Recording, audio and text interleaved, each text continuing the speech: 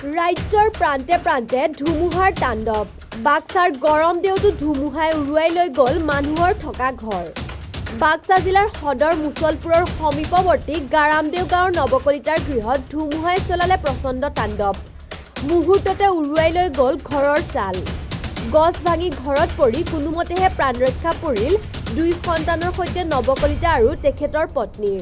গাঁৱৰ একেবাৰে সিমূৰত একাষৰীয়াকৈ নৱকলিতাৰ ঘৰ। চিঞৰিলেও কোনেও নুশুনে।